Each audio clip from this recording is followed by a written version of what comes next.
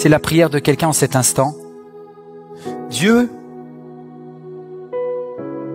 je t'ai confié ma vie, mais je maîtrise plus rien. Je sais plus où j'en suis. Je sais plus trop d'où je viens et pourquoi j'y suis arrivé.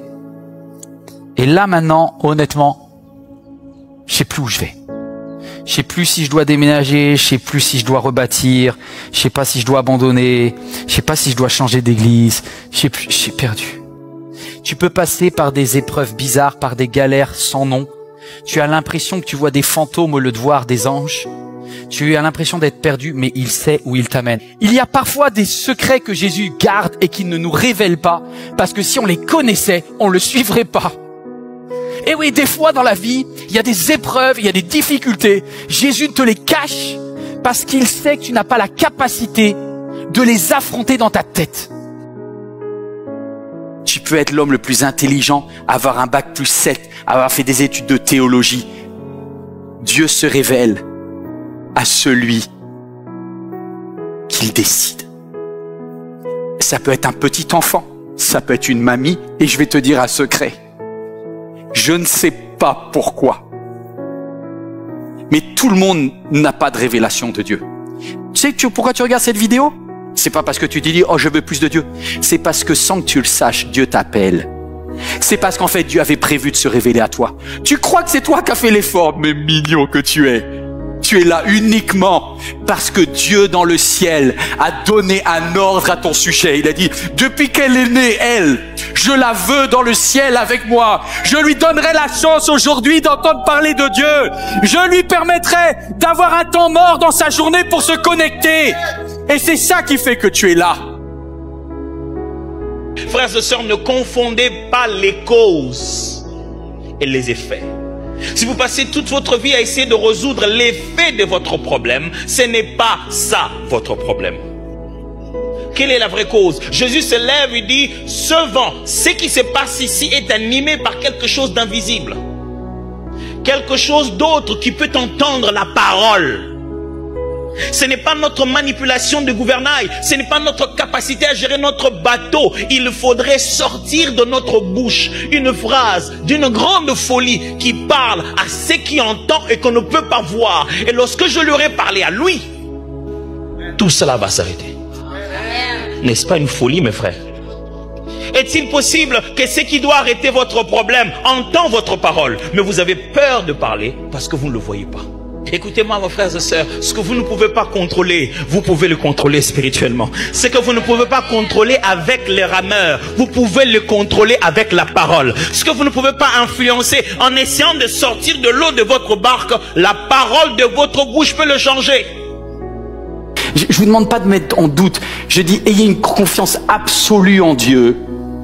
Parce que lui vous décevra jamais, vous trompera pas. Mais soyez pas non plus naïfs avec les êtres humains, d'accord? Surtout ceux qui prétendent connaître Dieu. Et c'est pour ça qu'aujourd'hui, il y a un tel dégoût des institutions chrétiennes, qu'elles soient catholiques, protestantes, évangéliques, et il y a autant de scandales dans les églises évangéliques. Parce que là où le nom de Dieu est utilisé en vain, il y a de la manipulation possible. Et donc je vais vous demander de tout le temps, systématiquement, vérifier, contre-checker toutes les informations qu'on vous donne au nom de Dieu. Nous ne sommes pas des hommes ordinaires. Tu n'es pas une personne ordinaire. L'apôtre Paul a dit, ce grand trésor qu'est l'Esprit de Dieu en nous, qui fait vivre Christ en nous, le Père en nous, nous dans Christ, nous dans le Père, le grand trésor qu'est le Saint-Esprit habite dans des vases de terre que nous sommes. Il avait conscience de cette puissance qui était en lui. Si on faisait un scanner spirituel de chacun d'entre vous, on vous scannait, si vous êtes en Christ, vous réaliseriez qu'il y a une vie à l'intérieur, il y a l'Esprit. Vous scannez spirituellement une personne qui n'a pas Jésus, il n'y a pas cette vie à l'intérieur de lui. Mais vous, vous l'avez. Vous l'avez. C'est un grand trésor. Il faut le chérir, il faut le considérer, ce trésor. Il faut se dire, mais hey, je ne suis pas censé vivre comme les autres hommes. Je ne suis pas censé vivre en dessous de mes privilèges. Il y a une vie supérieure. Il y a la voix de Dieu que je dois entendre. Il y a la vie du Saint-Esprit qui doit couler. Il y a une force qui doit se manifester en moi. Il y a des choses qu'il veut te montrer dans le secret. Alléluia. Et Jésus avait ce type de vie. Il avait son lieu secret. Je crois qu'il est impossible d'avoir une véritable relation profonde avec Dieu d'intimité si on n'a pas ce focus de choisir un endroit de rencontre avec Dieu. Un endroit qui t'inspire. Un endroit où tu vas te sentir bien, à l'aise. Jésus, c'était à l'extérieur parce qu'il bougeait beaucoup. Mais il a dit, ça peut être ta chambre, tu fermes la porte. Mais as-tu cet endroit, ce lieu secret? Il est extrêmement important que tu aies cet endroit. Il est extrêmement important que tu aménages cet endroit. Il est extrêmement important que cet endroit devienne l'endroit le plus important et le plus beau pour toi, parce que c'est là où tu vas faire la plus belle des rencontres. C'est là où tu vas parler à ton Dieu. C'est le moment le plus important de ta journée. La récompense la plus extraordinaire qu'on peut avoir quand on va dans le lieu secret, qu'on a une réelle intimité avec le Père Céleste, c'est que le Père, tu lui parles et lui en retour, il te parle. Il se révèle à toi. Et dans ta vie si limitée, dans cette vie si difficile, face aux différents défis que tu peux avoir et que tu peux traverser, Dieu te promet qu'il te récompensera en te parlant, en se révélant à toi, en te disant des choses qui sont cachées, que tu ne connais pas, en te donnant la sagesse dont tu as besoin.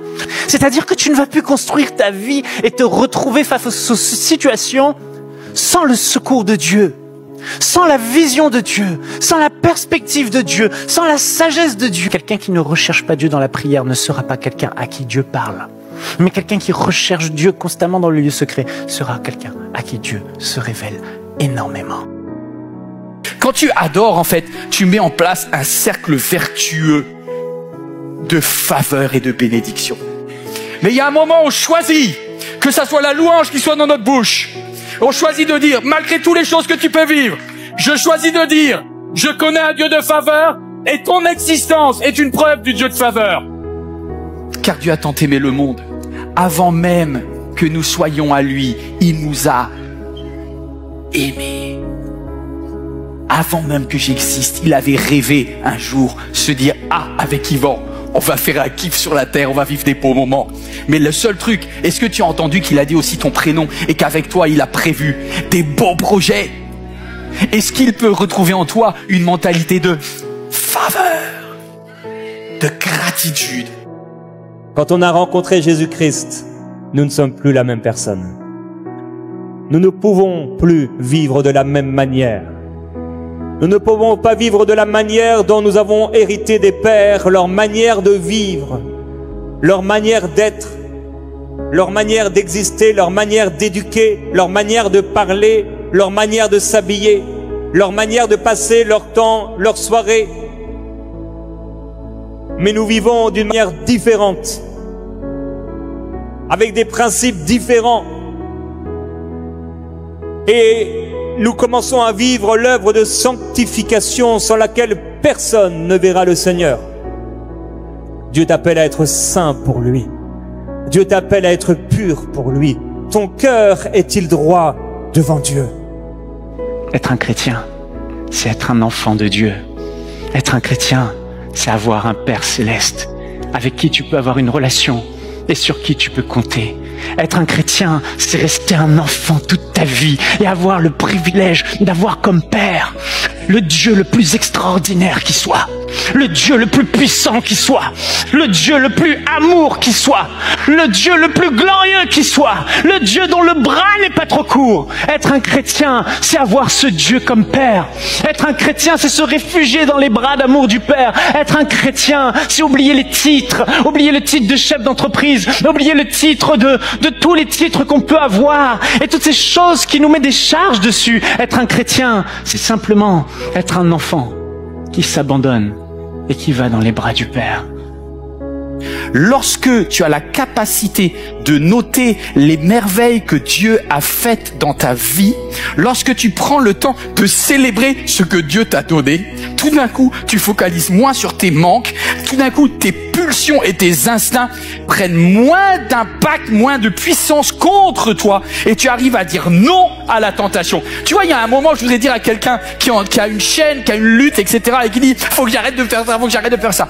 Arrête de focaliser sur ton problème. Prends le temps de louer. Prends le temps de célébrer. C'est pour ça que tu as bien fait de regarder ce message, tu as bien fait peut-être d'être là en présentiel. Et je voudrais qu'on ait un temps de célébration, un temps de gratitude. Je voudrais qu'on puisse dire, aïe, aïe, même si j'ai des choses difficiles que je comprends pas dans ma vie, toute louange sera à mon Dieu. On n'entendra pas des plaintes dans ma bouche, je chanterai des alléluia. Est-ce que la prière est plus puissante que ton caractère? Est-ce que tu veux garder la justice et avoir raison? Ou est-ce que tu es prêt à dire, Seigneur, à toi la justice, à moi le pardon? Tant que ton œil ne sera pas guéri, tu ne pourras pas te réconcilier. Parce que tu continueras à analyser négativement les réactions de l'autre. Combien d'années tu veux perdre? Écoute bien ce message. Je ne suis pas sûr que tu auras une réconciliation aussi belle que celle de Jacob et Ésaü, mais au moins arrête la guerre. Arrête la guerre. Et pour ça, il faut qu'il y en ait un qui pose les armes, qui pose la notion de justice, qui dit, l'Éternel, tu as dit, à moi la vengeance, à moi la rétribution, à moi la justice. Dieu, c'est ton boulot. Tu me justifieras.